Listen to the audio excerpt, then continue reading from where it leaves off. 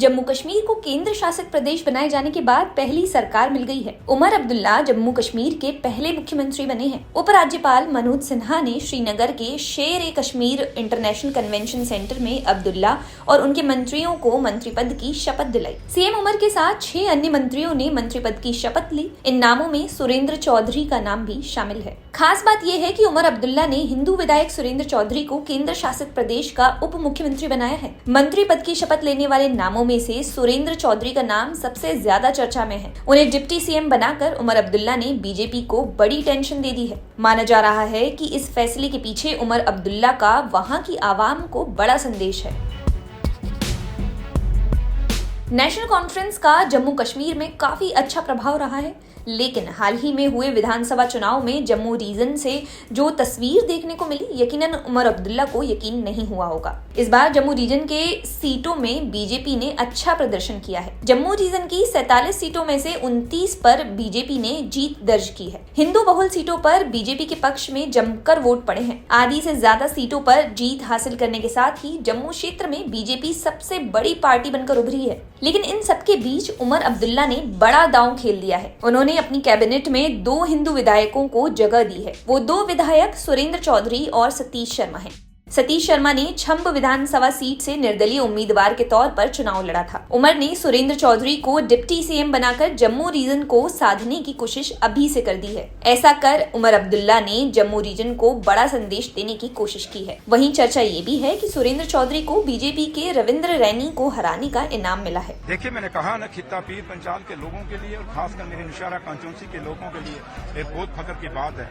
हमारा खित्ता पीर पंचाल, मैं अपने खित्ता पीर पंचाल के लोगों की तरफ से और निशारा कांचौंसी की तरफ से मैं अपने लीडर डॉक्टर फारूक अब्दुल्ला साहब और उमर अब्दुल्ला साहब का मेरे पास लफ्ज नहीं कि मैं शुक्रिया कैसे अदा करूं, क्योंकि एक बहुत बड़ा ओहदा हमें दिया है। जिस खित्ता पीर पंचाल के अंदर एक मिनिस्ट्री लेने के लिए बड़ा मुश्किल हो जाता था, आज वहां डिप्टी चीफ मिनिस्टर दिया है। और जम्मू के लिए भी ये फख्र की बात है कि जो लोग बातें करते थे कि जम्मू का चीफ मिनिस्टर होना चाहिए, उमर साहब ने दिखा दिया भैया कि हम नेशनल कॉन्फ्रेंस को जमात है जिसने दोनों खित्तों को हमेशा, पहले तो तीसरा खित्ता भी हमारे साथ होता था, लद्दाख वो अलग हो गया, लेकिन ये दोनों खित्तों को हमेशा साथ लेके चली है। और आज भी उन्होंने साबित किया, जब ये फैसला मुझे डिप्टी चीफ मिनिस्टर बनाया, उन्होंने साबित किया कि भाई आज भी हमारे लिए जम्मू भी उतना अहम है जितना हमारे लिए कश्मीर है। तो इसलिए ये वो लीडरशिप है जिस लीडरशिप में बिना जात, बिना बरादरी, बिना मजहब, बिना फिरका पस्ती के उन्होंने हमेशा फैसले लिए हैं। लेकिन जो बात यहाँ चीफ मिनिस्टर की करते हैं, उनको कहिए भैया पहले जम्मू का गवर्नर तो लगा लीजिए, जम्मू का एलजी तो लगा लीजिए,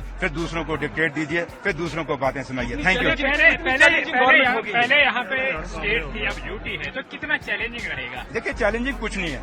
आपको याद होगा ऑनरेबल होम मिनिस्टर साहब ने पार्लियामेंट में कहा था, खुद कहा था खड़े होकर कि मैं जम्मू कश्मीर की जमीनें और जम्मू कश्मीर के रोजगार बाहर के लोगों को नहीं लेने देंगे। वो जम्मू कश्मीर के लोगों का हिस्सा रहेगा, उसको तो कोई दूसरा नहीं लेने नहीं देंगे। और दूसरा, उसी हाउस में उसी दिन उन्होंने कहा था कि हम जल्दी से जल्दी जम्मू कश्मीर को स्टेट वापस देंगे। आज हम जो चुन के आए हैं, हमें कोई नॉमिनेटेड एमएलए नहीं है या नॉमिनेटेड गवर्नमेंट नहीं है, हमें लोगों ने चुना हुआ है। और उम्मीद करते हैं कि ऑनरेबल होम मिनिस्टर साहब, मोदी साहब, इन लोगों का जो फैसला उन्होंने लिया है, नेशनल कॉन्फ्रेंस की सरकार बनाई है, उस फैसले को मानेंगे, इस डेमोक्रेसी को मानेंगे और इस डेमोक्रेसी को मजबूत करेंगे और जल्दी से जल्दी यहाँ स्टेट देंगे। लेकिन उमर साहब ने कहा कि 370 पे इस गवर्नमेंट से बात नहीं कर सकते क्योंकि जिन्होंने छीना उनसे क्या। मैंने आपको कहा कि खुद होम मिनिस्टर साहब ने कहा है कि हम ना यहाँ की जमीनें लेने देंगे, ना यहाँ के रोजगार दूसरे लोगों को लेने देंगे। इसका मतलब क्या हुआ? अगर हिमाचल को स्पेशल स्टेटस हो सकता है तो वाई नॉट जम्मू कश्मीर? अगर बिहार वाले आज स्पेशल स्टेटस मांग रहे हैं तो जम्मू कश्मीर के पास तो पहले ही था।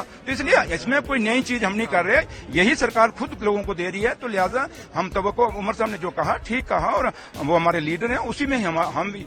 स्टेटहुड का पर्टिकुलर टाइम है, कितनी उम्मीद रखते हैं? मैंने कहा कि अब सरकार बन गई है, आज वो तो ले गई है, अब फैसला दिल्ली वालों ने करना, क्योंकि उनका वादा है। अब देखते हैं वो कितना वादा निभाते हैं। आपकी प्रायोरिटीज क्या रहेंगी?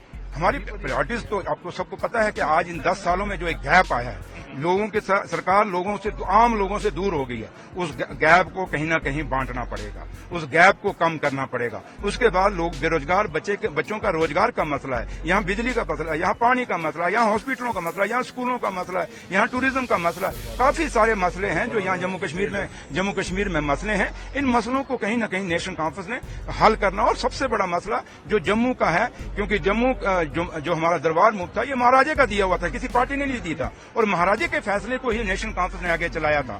तो इसलिए जो दरबार मूव है हमारा, क्योंकि हमारे दरबार बंद होने से जम्मू की इकॉनमी को बड़ा फर्क पड़ा है। उमर अब्दुल्ला के ऐसा करने से निश्चित ही बीजेपी को बड़ा झटका लगा होगा। चुनाव के दौरान बीजेपी के कई दिग्गज नेताओं ने जम्मू कश्मीर में बीजेपी के अच्छे प्रदर्शन की बात की थी, लेकिन कश्मीर में बीजेपी नेताओं के दावे हवा हो गए। For more of such videos, do like, share and subscribe to ET Now Swadesh.